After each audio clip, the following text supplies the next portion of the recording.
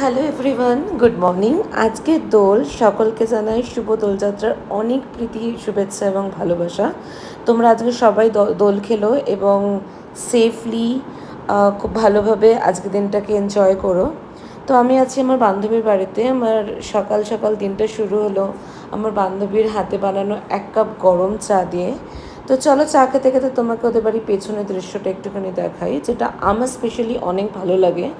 একটা জঙ্গলের মতো এবং অনেকটা বিস্তর জায়গা জুড়ে এই জঙ্গলটা, যেটা ভিউটা সত্যিই খুব সুন্দর দেখতে।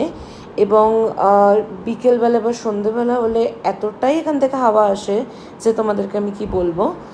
তো আমি এখান থেকে দেখতে দেখতে হঠাৎ করে আমার বান্ধবী ডাক দিল দেখার জন্য যে আমার যে ডিম অমলেটটা বানাচ্ছিল সেটা ঠিক আছে কি না। তো আমি আবার ওকে একটুখানি উঁকি মেরে দেখলাম এবং আমি ওকে বললাম যে ডিম পাউরুটিটাকে একটু কড়া করে ভাজিস, কারণ আমার একটু ডিম পাউরুটি কড়া খেতে ভালো লাগে। তো আমার মতো কারা কারা ডিম পাউরুটি খেতে ভালোবাসো তারা অবশ্যই কমেন্টে জানিও।